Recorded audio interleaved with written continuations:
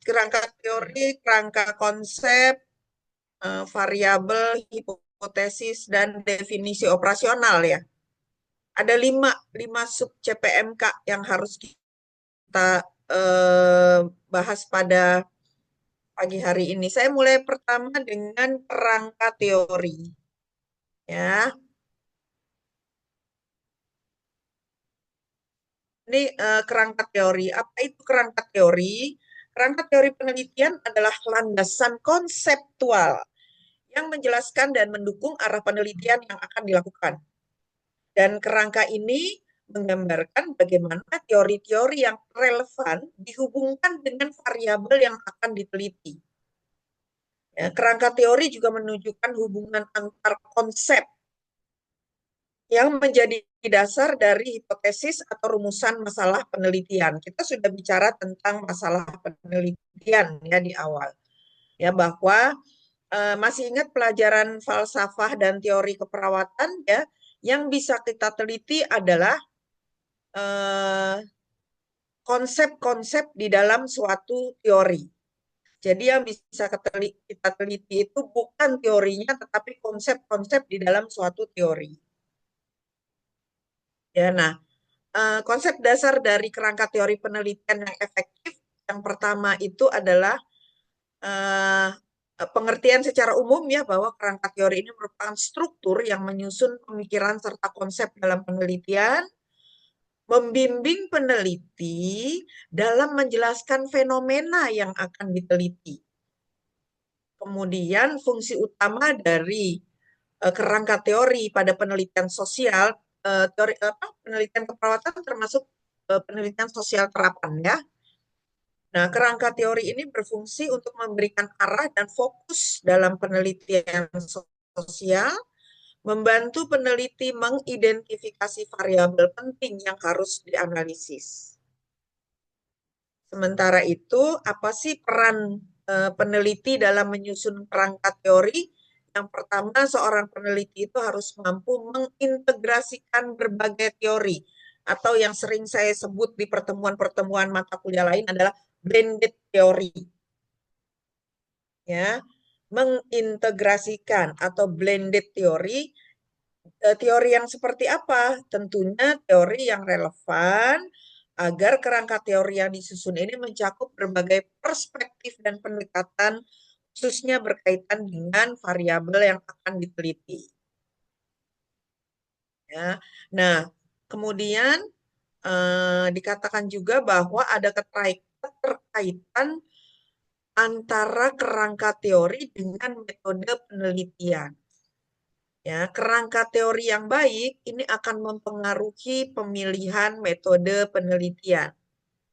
Ya, karena kalau kita tidak ada kerangka teori, maka kita nggak jelas nih desain atau metode penelitian yang akan kita gunakan itu apa. Gitu. Ya, ini eh, kerangka teori penelitian, beberapa konsep dasar kerangka teori penelitian yang efektif. Kemudian penelitian yang pertama, kerangka teori ini sebagai panduan peneliti. Tadi sudah saya sampaikan bahwa kerangka teori ini akan memberikan arah kepada peneliti ya tentang variabel yang akan diteliti, sehingga peran kerangka teori ini akan memberikan atau berperan sebagai panduan. Yang kedua, dia berkontribusi terhadap pengembangan ilmu-ilmu sosial, terutama ilmu sosial terapan. Ya. Kenapa? Karena dengan adanya kerangka teori, penelitian sosial terapan ini dapat memberikan kontribusi yang lebih jelas terhadap pengembangan ilmu pengetahuan serta praktik-praktik sosial. Dampak terhadap pengambilan keputusan. Ya, kerangka teori yang solid dapat membantu pengambilan keputusan dalam memahami konteks dan implikasi dari penelitian yang dilakukan. Kerangka teori juga berperan penting dalam menganalisis data penelitian. Karena kerangka teori ini bisa memberikan peneliti kerangka acuan untuk menginterpretasikan, ya, menginterpretasikan hasil penelitian supaya lebih akurat. Atau dengan kata lain, sebagai fondasi pengetahuan saat kita mengintegrasikannya, saat kita menginterpretasikan data penelitian. Kemudian bagaimana atau apa saja langkah-langkah dalam menyusun kerangka teori yang komprehensif? Adalah kita mengidentifikasi dulu variabel penelitiannya, ya. Nah, dengan kita mengidentifikasi tentunya kita bisa tahu nih, oh variabel yang akan diteliti itu A, sehingga saya akan mengambil teori yang relevan. Kemudian yang kedua adalah menyusun diagram kerangka teori. Diagram kerangka teori ini bisa membantu memvisualisasikan hubungan antar variabel atau antar konsep di dalam beberapa teori, sehingga akan lebih mudah dipahami ya oleh peneliti. Ya, kemudian menelaah beberapa teori yang ada tadi sebelum menyusunnya menjadi kerangka teori. Ya, dan melakukan evaluasi atau revisi setelah kerangka teori tersusun. Ya, apakah masih relevan ataukah apakah benar-benar mencerminkan tujuan dari penelitian yang akan kita lakukan. Kalau belum tepat, maka dilakukan evaluasi. Kemudian ini komponen kerangka teori ya. Yang pertama ada konsep dan definisi. Ini mengidentifikasi konsep utama yang digunakan dalam penelitian dan memberikan definisi operasionalnya. Yang kedua, landasan teori, yaitu ulasan dari teori-teori terdahulu yang relevan. Kalau kita bicara teori, Anda jangan langsung mengasumsikan artikel jurnal, ya. Teori itu berbeda dengan artikel jurnal, ya. Kemudian yang ketiga adalah model konseptual. Ini kalau ada, yaitu diagram atau bagan yang menggambarkan hubungan antar variabel secara visual. Setelah membentuk model konseptual atau model konsep penelitian, maka dirumuskan hipotesis penelitian. Hipotesis ini hanya ada di penelitian kuantitatif. Ya, apa itu hipotesis? Hipotesis adalah jawaban sementara dari masalah penelitian yang sudah dirumuskan di bab 1 atau pernyataan sementara tentang hubungan antara dua variabel atau lebih variabel yang dapat diuji secara empiris atau secara statistik. Ya. Kemudian struktur umum dari kerangka teori penelitian adalah ini sama tadi ya, teori relevan penelitian terdahulu. Maaf ini 2 kali. Ya, ini contoh ya kerangka teori sederhana. Misalnya eh, judul penelitiannya adalah pengaruh motivasi dan lingkungan kerja terhadap kinerja karyawan. Teori yang digunakan tentu saja harus ada teori motivasi. Teori motivasi itu bisa mengacu pada Maslow, Herzberg, ya dan sebagainya. Ya, nanti kita apa tadi istilahnya di blended, diintegrasikan. Ya, kemudian harus ada teori lingkungan kerja nih.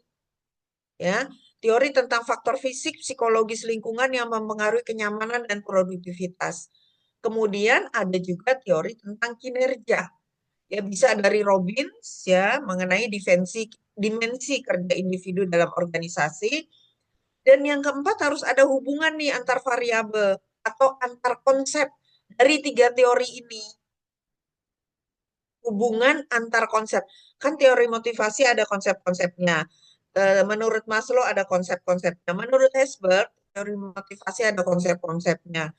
Kemudian yang kedua, teori lingkungan kerja itu ada faktor fisik, ada konsep-konsepnya juga. Teori kinerja menurut Robin juga ada konsepnya.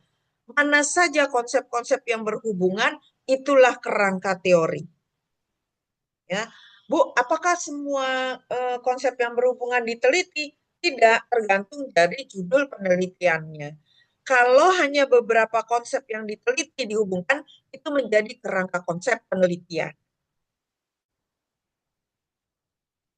Ya. Jadi lebih luas mana antara kerangka teori dengan kerangka konsep? Lebih luas mana?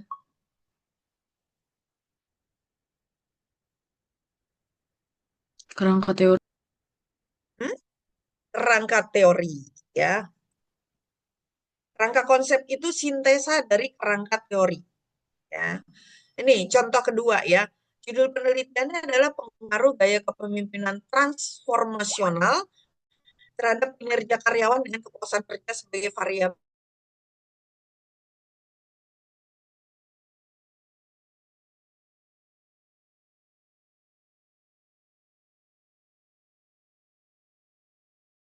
menurut Bas and Avolio, atau kinerja karyawan menurut Robin dan kepuasan kerja menurut Hesberg. Udah tahu ya, Hesberg, kepuasan kerja ini adanya di manajemen. Ada faktor X, ada faktor Y. Ya,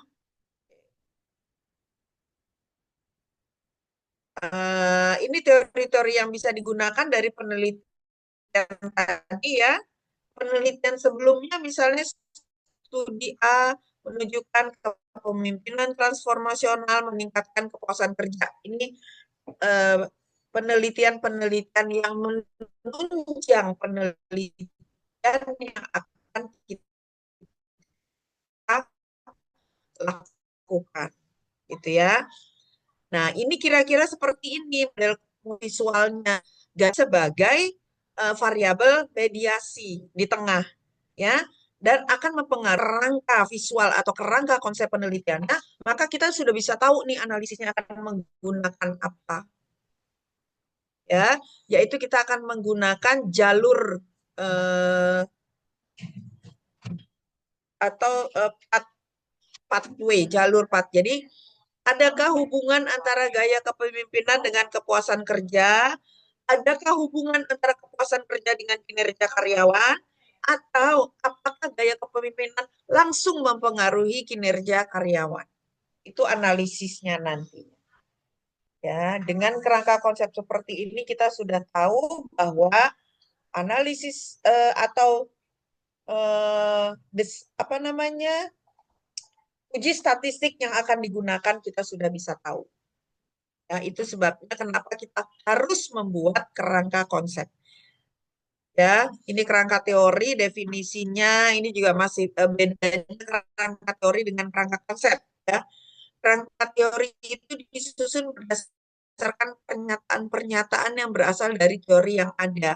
Sementara kerangka konsep disusun melalui identifikasi dan penentuan konsep-konsep dan hubungan antar konsep yang akan diteliti.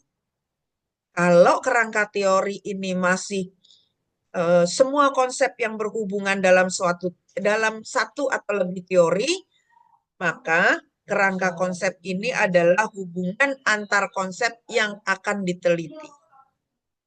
Oke, ini untuk kerangka teori atau kerangka kaitannya dengan kerangka konsep. Silakan kalau ada pertanyaan sebelum lanjut ke sub CPMK berikutnya. Silakan. Ada pertanyaan?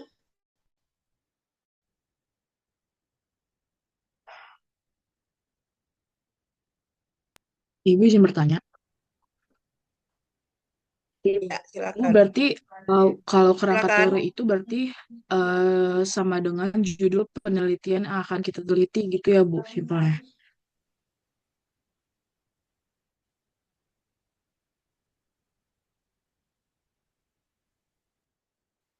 Enggak lah. Kerangka teori itu teori-teori yang melandasi penelitian yang akan kita lakukan. Bukan sama, tapi teori-teori yang melandasi penelitian yang akan kita lakukan, gitu.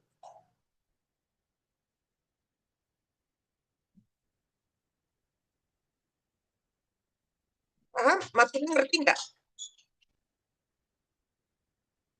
Apa tadi yang bertanya?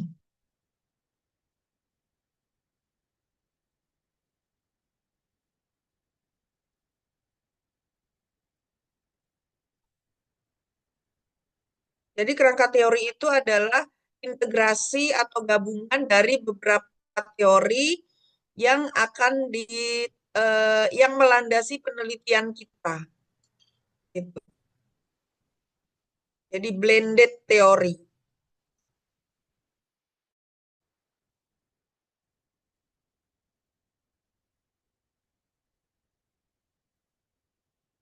Bentar saya carikan contoh yang lebih.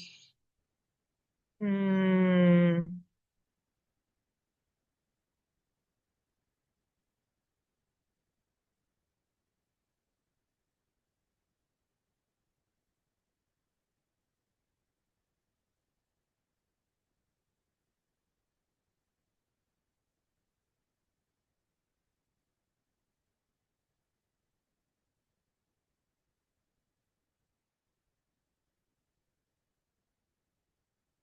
jadi kerangka teori itu adalah teori-teori yang melandasi penelitian yang akan kita lakukan. Ini saya kasih contoh ya.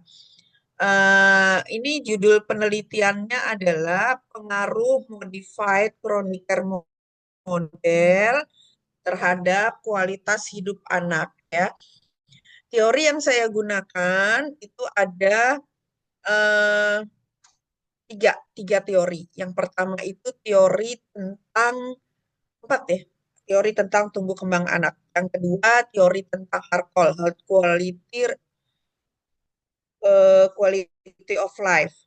Kemudian yang ketiga tentang chronic care model itu sendiri. Dan yang keempat tentang thalassemia. Ada empat teori-teori yang saya gunakan. Kemudian teori itu saya integrasikan, ya, diintegrasikan menjadi suatu kerangka teori, ya. Nih, ya, antara uh, teori perkembangan anak dengan teori atau kondisi talasemia itu sudah saya integrasi di sini menjadi anak usia sekolah yang karakteristiknya ada baik individu maupun lingkungan. Ya, dari karakteristik ini ada fisik, psikososial, demografi ya, dan self management.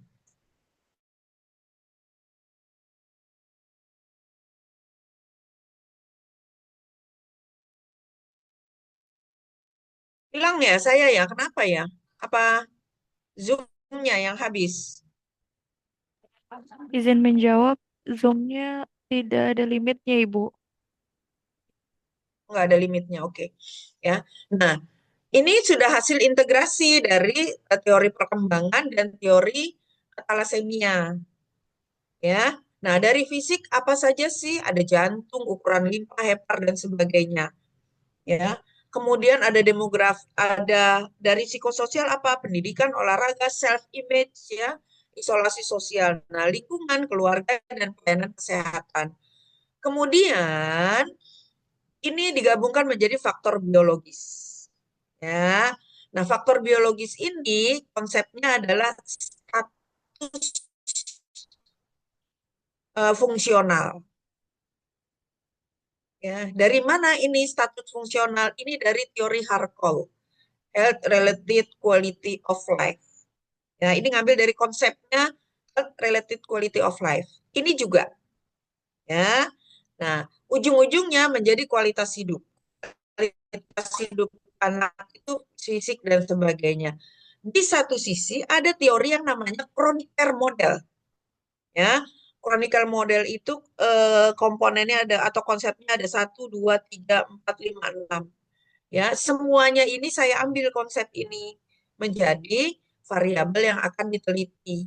Ya, bagaimana chronicle model ini akan berintegrasi atau berinteraksi dengan teori yang tadi saya sebutkan, ya, akan menghasilkan interaksi yang produktif sehingga bisa meningkatkan kualitas hidup anak.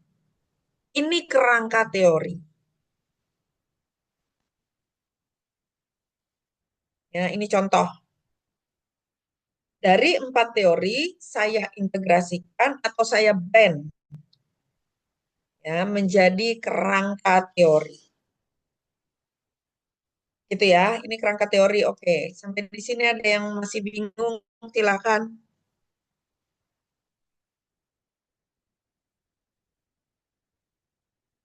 Tidak ada. Kalau tidak ada, kita lanjutkan dengan kerangka konsep ya.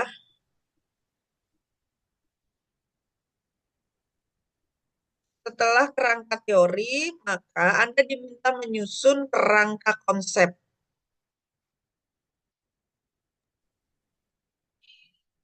Ya, apa itu kerangka konsep? Kerangka ini kita review ya. Konsep merupakan abstraksi dari bentuk general. Kita udah bahas ini ketika kita bicara mata kuliah falsafah dan teori keperawatan. Ya, ada konsep abstrak, ada konsep konkret. Untuk bisa diteliti, maka konsep itu harus dibuat menjadi konkret. Untuk bisa menjadi variabel penelitian kita, maka konsep itu harus dibuat menjadi konkret, gitu ya.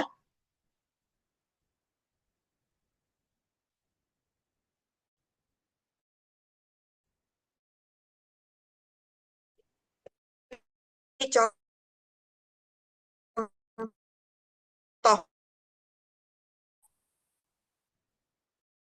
sehat, ini adalah konsep. Variabel sehat itu apa? Ya, aduh di sini tulisannya your internet is unstable. Ya, ini silakan ya dibaca. Contoh konsepnya sehat ini merupakan konsep. Ya, nah istilah ini mengungkapkan sejumlah observasi tentang hal-hal atau gejala-gejala yang mencerminkan keragaman kondisi kesehatan seseorang. Kita nggak bisa ngukur, nggak bisa kita adakan pengukuran kalau sehatnya ini masih beragam.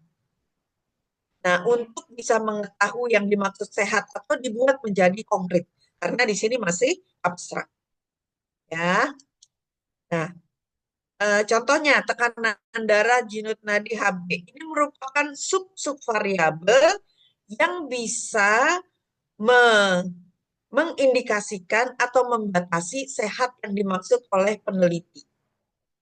Gitu. Ya, misalnya tekanan darah normal dan nadi normal, HB normal itu dikatakan sehat menurut peneliti. Menurut penelitian yang akan dilakukan, gitu ya. Kenapa? Karena tadi sehat itu masih abstrak.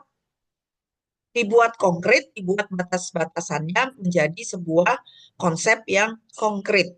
Yang dimaksud sehat adalah jika tekanan darah, nadi, dan HB dalam rentang normal. Gitu ya. Contoh kedua, status gizi. Ini konsep. Ya. Nah, konsep ini masih abstrak. Kenapa? Karena kita nggak tahu yang dimaksud status gizi, yang mencerminkan status gizi itu apa. Makanya status gizi harus dibuat menjadi konkret. Ya, misalnya eh, status gizi baik jika perbandingan antara tinggi badan dan berat badan berada pada rentang 90 persentil. Ya, dan kita sudah punya tuh daftarnya 90 persentil berapa saja kalau berdasarkan tinggi badan dan berat badan seseorang. Gitu ya.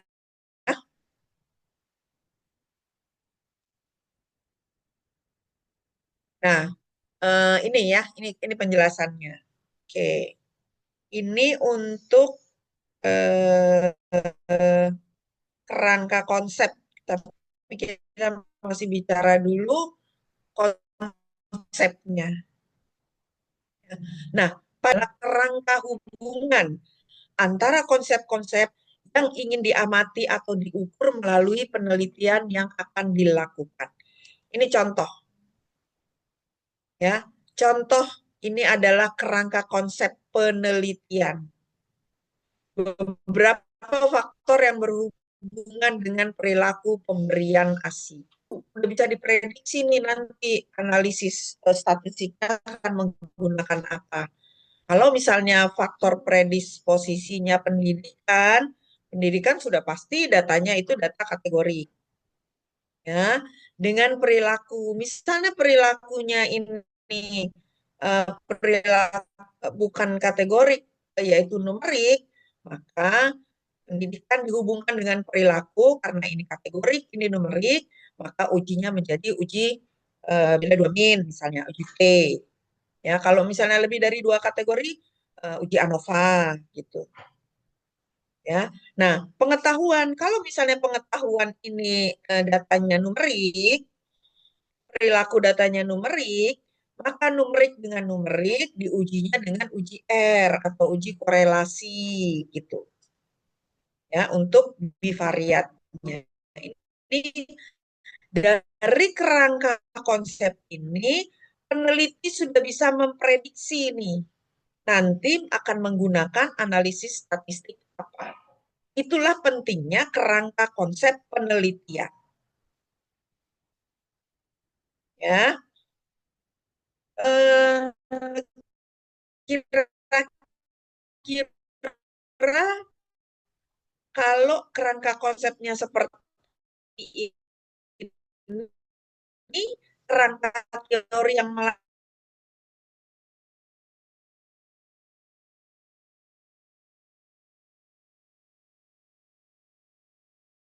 melandasinya apa sanasi? Kira-kira kerangka teorinya apa aja?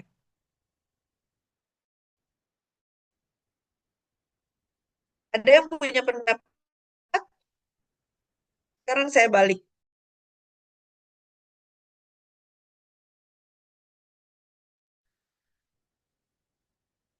Ya, saya kenapa pental-pental melulu ya? Padahal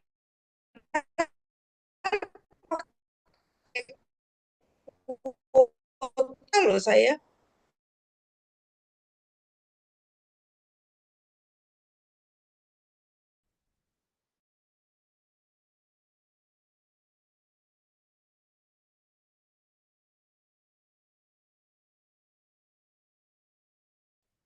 Ya,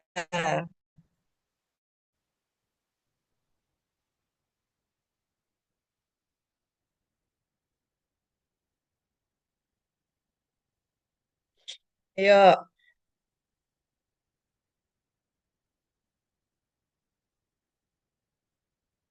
Ada nggak yang mau sharing?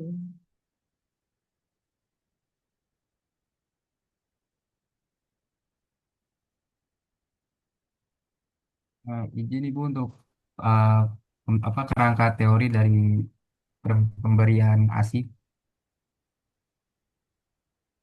Mm-mm. Apa? Angka Um, teorinya apa kira-kira? teorinya untuk teorinya ada dua. Yang itu yang pertama teori Hah? Apa? teori Teori pemberian oh, enggak nasi. Bu, ketika belum. Maksudnya teorinya ada Ini perilaku loh. Variabel dependen teorinya ada dua. perilaku Teori pemberian nasi. Kira-kira apa? iya, maksudnya teorinya kan perilaku Hah? kesehatan. Ya, oke. Ini untuk variabel independennya apa kira-kira teorinya? Ini kan variabel independen nih. Ini variabel dependen. Oke, minimalisasi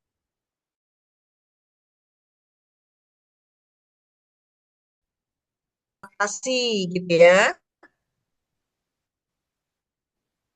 Oke. Untuk yang variabel independennya,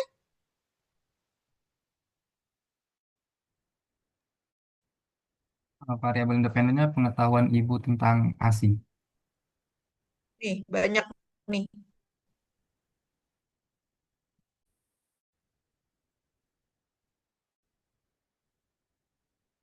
Aduh, ngeheng. Ya, oke. Bentar, saya ganti provider dulu ya. Kayaknya apa kacau ini internetnya. Udah bisa belum Budina yang kampus? Udah bisa.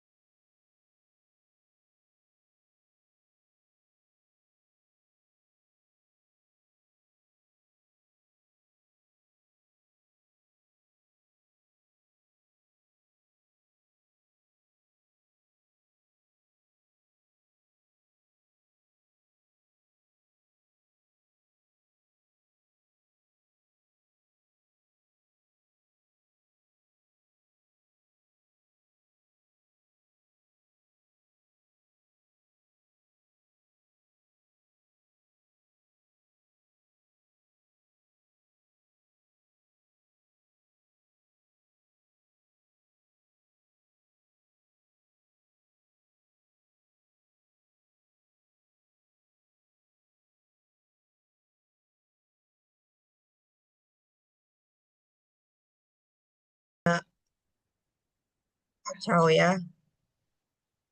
Ya, jadi betul ya tadi ya yang dikatakan oleh Arya bahwa minimal minimal ada teori perilaku, ada teori manajemen adaptasi, kemudian ada teori tentang persepsi, tentang sikap, ya, kemudian ada teori fungsi keluarga di sini, ya, teori tentang keluarga, dan ada teori tentang kinerja petugas. Ya, itu minimal yang harus ada kalau kita membuat kerangka konsep penelitian seperti ini.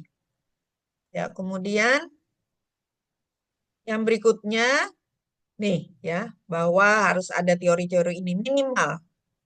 Ya, dan tiap konsep masing-masing mempunyai variabel sebagai indikasi pengukuran masing-masing ya. Misalnya, untuk mengukur faktor predisposisi, maka melalui variabel pengetahuan pendidikan sikap dan sebagainya. Kemudian, konsep perilaku pemberian ASI sebagai variabel dependen atau tergantung, ini diukur melalui variabel perilaku menyusui ya, misalnya perilaku pemberian ASI oleh ibu-ibu. Kemudian, apakah mereka memberikan ASI kepada bayi mereka atau tidak? Ya, kalau dia memberikan, bagaimana frekuensinya? Itu kira-kira yang akan diukur dari kerangka teori tadi. Untuk kerangka konsep, sebelum ke variabel, untuk kerangka konsep ada pertanyaan, silakan.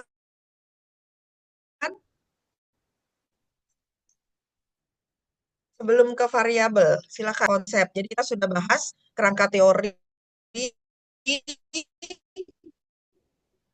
dan kerangka konsep penelitian.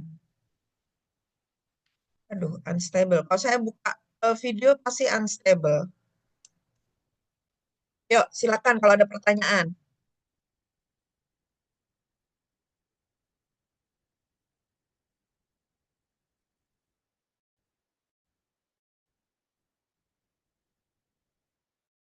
Apa? Apa?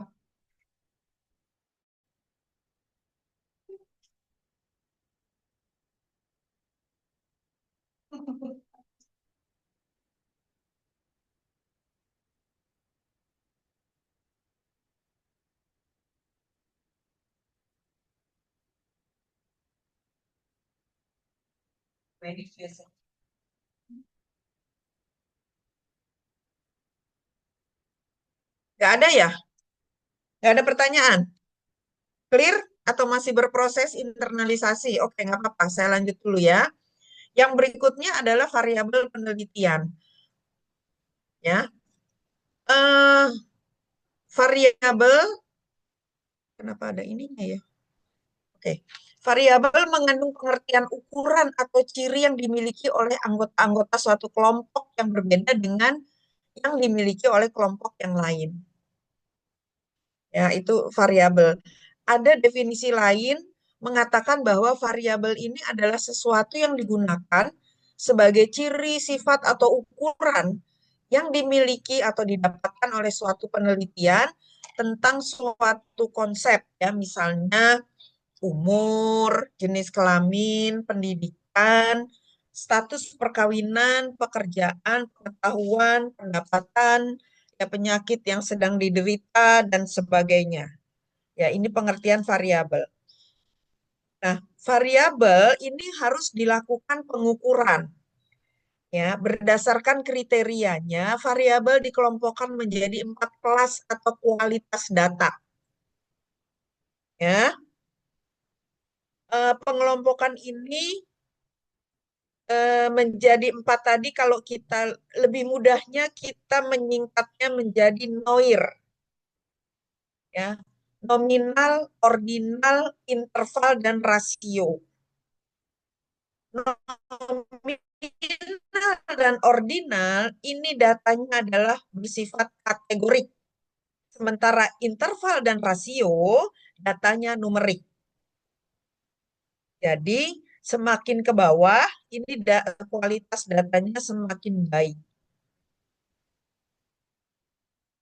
Ya, ini hasil pengukuran dari variabel.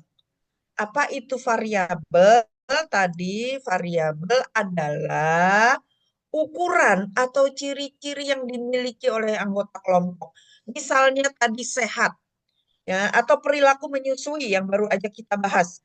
Perilaku menyusui itu merupakan variabel dependen, ya, variabel tergantung. Ukurannya apa saja, ya, yang harus kita ukur, ya, misalnya eh, bagaimana perilaku ibu dalam memberikan ASI itu diobservasi. Ada indikator-indikatornya, ya, atau apakah mereka memberikan ASI kepada bayi mereka? Jawabannya bisa iya dan tidak, ya. Bagaimana durasinya, frekuensinya? Itu adalah indikator-indikator dari ukur dalam suatu penelitian, ya. Nah, hasil ukurnya itu adalah NOIR, nominal, ordinal, interval, dan rasio. Ya, semakin ke bawah datanya, kualitas datanya akan semakin ke bawah kelasnya, maka kualitas datanya akan semakin baik. Ya, nih, skala nominal itu adalah suatu himpunan yang terdiri dari anggota-anggota yang mempunyai kesamaan tiap anggotanya. Ya, tetapi dia memiliki perbedaan dari anggota yang lain walaupun dia sederajat. Ya, ini skala nominal. Misalnya jenis kelamin hanya dibedakan melalui laki-laki dan perempuan. Ya, pekerjaan dibedakan menjadi petani, pegawai, pedagang. Suku bangsa, Jawa, Sunda, Batak, Ambon, dan sebagainya. Ya, jadi dia sederajat, tidak ada yang lebih baik. Misalnya jenis kelamin perempuan tidak lebih baik dari laki-laki, laki-laki tidak lebih baik dari perempuan. Jadi kelompok itu posisinya adalah semua sederajat. Begitu juga pekerjaan. Petani tidak lebih baik dari pegawai dan pegawai tidak lebih baik dari pedagang. Karena kita hanya ingin mengetahui jenis atau pekerjaan yang dilakukan oleh responden kita. Gitu ya. Ini skala yang paling rendah yaitu nominal. Kenapa? Karena mereka semuanya sederajat. Kemudian eh, kalau skala nominal ini biasanya kita menghitung berapa banyak subjek, misalnya berapa jumlah wanita, berapa jumlah pegawai dan bukan pegawai, dan seterusnya. Ya, hanya jumlah. Kemudian yang kedua skala ordinal. Ini lebih satu tingkat lebih baik eh, kualitas datanya dibandingkan dengan skala nominal. Ya. Nah, kenapa? Karena sudah mulai diurut melalui ranking atau tingkatan. Contoh yang paling eh, sering kita dengarkan adalah tingkat pendidikan. SD, SMP, SMA, perguruan tinggi. Ini sudah mulai dikategorikan dengan harus dengan ordinal. Kenapa? Karena perguruan tinggi lebih baik dari SMA. SMA lebih baik dari SMP dan SMP lebih baik dari SD. Ya, tapi di sini masih kategori lebih baiknya, belum angka-angka. Ya, ini untuk hasil ukur dari variabel. Yang ketiga skala interval. Ya, nah skala interval ini mirip dengan ordinal, tetapi himpunan tersebut dapat memberikan nilai interval atau jarak antara urutan kelas yang bersangkutan. Ya, nah kelebihan dari skala ini adalah bahwa jarak nomor yang sama menunjukkan juga jarak yang sama daripada setiap yang diukur. Ya, misalnya A itu 1, B itu 2, C 3, dan sebagainya. Ini interval ya. A sampai D adalah 4 sampai 4 sampai dengan 1 atau 3 jaraknya. Kemudian D sampai E adalah 5 sampai 4, 1. Ya. Jadi dalam setiap anggota dalam kelas tersebut mempunyai persamaan nilai interval. Contoh lain, ya, skala pengukuran suhu Fahrenheit dan Celcius, di mana masing-masing mempunyai aturan skala yang berbeda, letak dan jaraknya, meskipun masing-masing memulainya dari 0.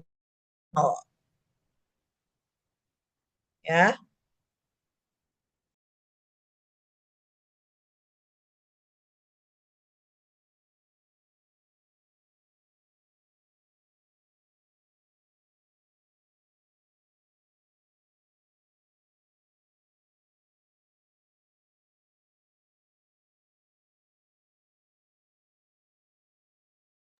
interval itu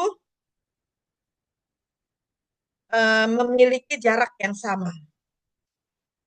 Kemudian yang paling bagus skalanya adalah skala rasio.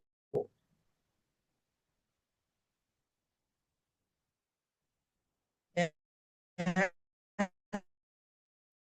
Skala rasio adalah variabel yang mempunyai perbandingan lebih besar atau lebih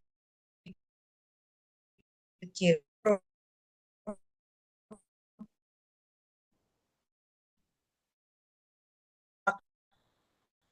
Satu itu rasio. Satu mahasiswa 10 mahasiswa di 30 mahasiswa harusnya dibimbing oleh 3 dosen. Itu rasio. Ya, oke. Ini untuk variabel.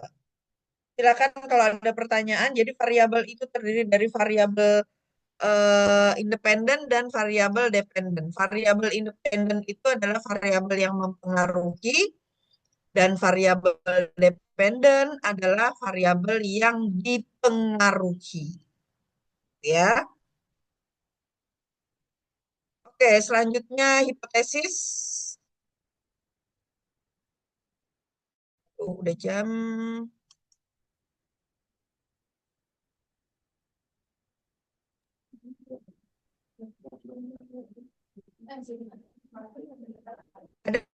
Ada pertanyaan? Alvina, ada pertanyaan? Nah, selanjutnya adalah hipotesis. Hipotesis ini adalah berasal dari kata hypo, sementara atau di bawah, dan tesis adalah pernyataan, dalil, atau teori. Ya. Nah, bisa dikatakan bahwa hipotesis ini adalah suatu pernyataan atau dalil atau kaidah yang masih lemah kebenarannya, sehingga perlu dilakukan pengujian. Atau ada juga yang mengatakan bahwa hipotesis ini adalah jawaban sementara dari sebuah fenomena atau pertanyaan penelitian yang masih harus diuji kebenarannya. Ya, kita sudah bicara tentang masalah penelitian. Ciri-ciri hipotesis biasanya kalimatnya deklaratif,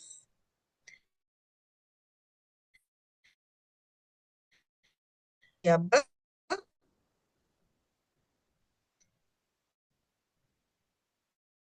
dan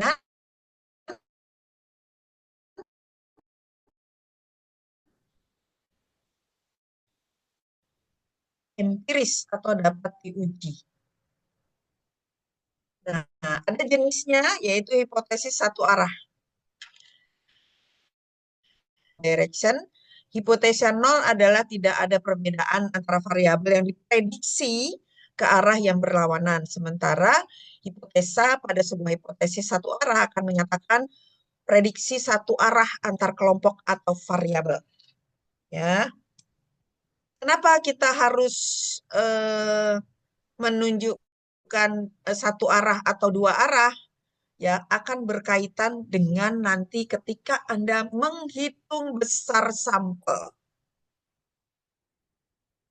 Ya, ini kaitannya dengan nanti menghitung besar sampel.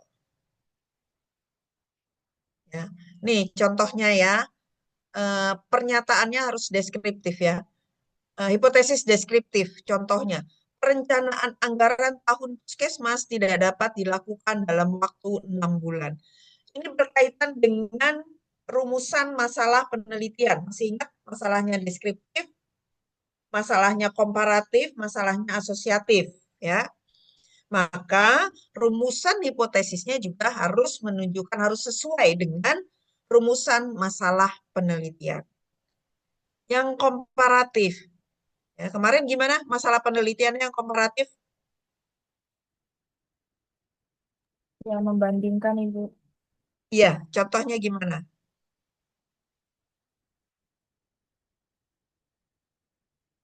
Ya, contohnya, apakah ada perbedaan tarif rumah sakit X sebelum dan sesudah pindah ke lokasi baru? Itu contohnya yang komparatif. Maka H0-nya itu adalah tidak ada perbedaan tarif. Ya. Kenapa? Karena hipotesis itu adalah jawaban sementara dari masalah atau pertanyaan penelitian. Ya, ada dua nih. Ada H0, ada H1. Karena masih bingung, sebetulnya ada nggak sih perbedaannya? Ya, karena jawaban sementara ini yang nanti yang dilakukan uji. Ya, jadi jawabannya nanti apakah dia berbeda ataukah tidak berbeda setelah adanya uji statistik. Ya, begitu juga untuk hipotesis asosiatif berkaitan dengan rumusan masalah yang asosiatif. Ya, misalnya H0-nya tidak ada hubungan antara umur perawat dengan intensio to quit atau eh, kecenderungan untuk berhenti kerja, ya gitu. Kira-kira kalau hipotesisnya ini pertanyaannya apa? Masalah penelitiannya apa? Jessica Astuti, ya. Kalau hipotesisnya tidak ada hubungan antara umur perawat dengan intensio to quit, kira-kira masalah penelitiannya apa sih?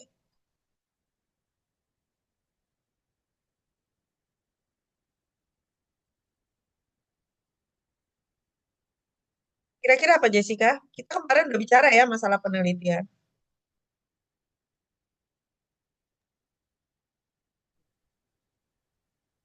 Ya, Yuk, ya silakan. masalah penelitiannya, apakah ada hubungan antara umur perawat Dengan dengan em, nggak kebaca ya? Ini nggak kebaca. Ah,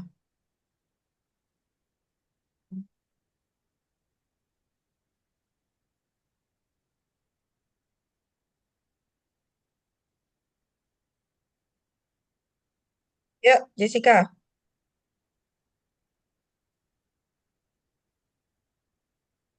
apakah ada hubungan antara umur perawat dengan intention to quit di rumah sakit X? Ya, betul ya. Oke.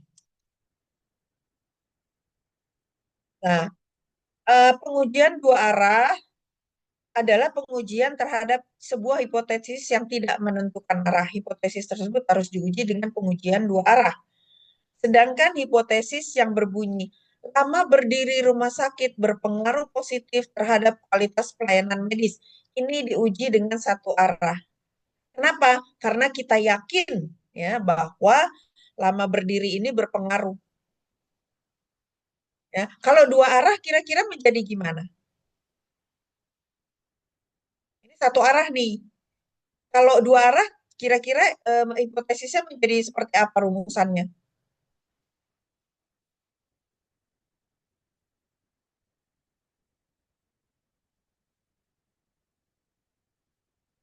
Ini dua arah nih.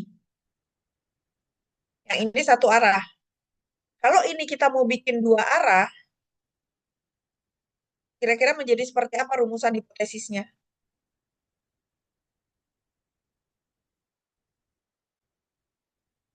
Hmm? Izin Ya, silakan siapa yang mau menjawab? Jihan, silakan Jihan. Iya,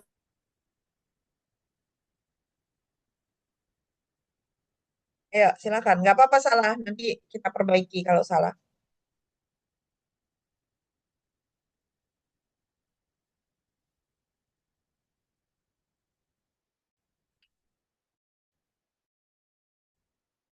Nggak kedengeran, Jihan. Masih di mute? Ada yang lain yang mau menyampaikan? Kira-kira kalau menjadi dua arah, eh, apa rumusannya? lama berdiri berpengaruh pelayanan medis.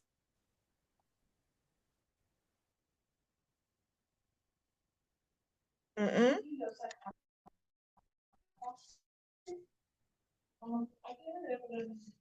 Nih, contohnya gini.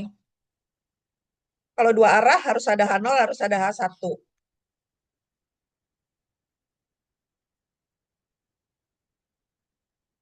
Yo, siapa yang mau? Izin Ibu mau coba. Siapa? Adi Ibu. Ya, silakan. Ya untuk H0-nya itu tidak terdapat hubungan yang Eh, signifikan, tidak terdapat hubungan yang signifikan antara lama berdiri rumah sakit dengan kualitas pelayanan medis. Terus yang mm, H1-nya terdapat hubungan yang signifikan antara lama berdiri rumah sakit dengan kualitas pelayanan medis, Bu. ya, ya. Tidak ada pengaruh positif antara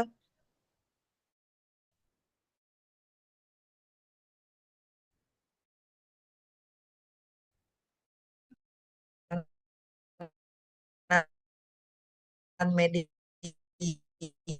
berdirinya rumah sakit dengan kualitas pelayanan medis. Itu kalau yang dua arah. Ya. Jadi kalau yang dua arah itu kita masih gitu. Satu arah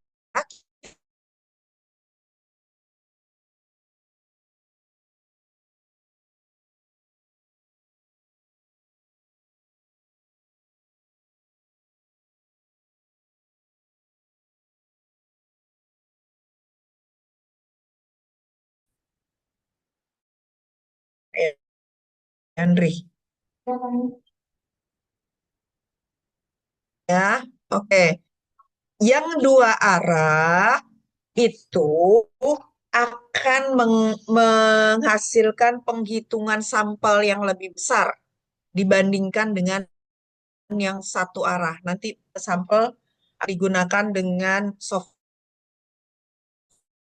Ujiannya perlu lebih banyak. Sementara yang satu arah kita sudah yakin Izin Ibu, ya. untuk waktunya sudah habis Ibu dan akan melanjutkan ke pertemuan dengan dosen lainnya Ibu.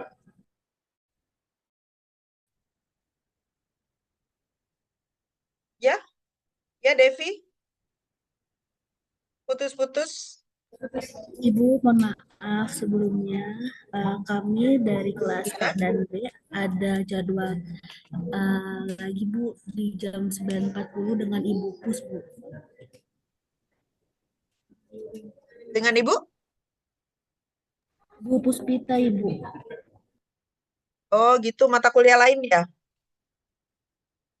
Iya Ibu. Oke, kalau gitu kita akhiri perkuliahan kita ya sampai dengan pembahasan contoh hipotesis satu arah, dua arah ya.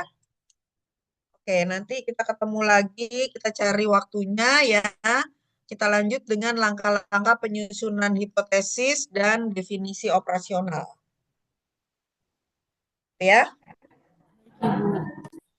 oke, baik. Eh, kita akan nanti pertemuan berikutnya adalah kepada langkah-langkah penyusunan hipotesis ya. Terima kasih atas partisipasi dan perhatian saudara-saudara sekalian pada perkuliahan pagi hari ini. Saya akhiri. Billahi taufik wal hidayah. Wassalamualaikum warahmatullahi wabarakatuh. Waalaikumsalam warahmatullahi wabarakatuh. Terima kasih banyak Ibu. Sebelumnya izin untuk screenshot Ibu. Oh ya, silakan.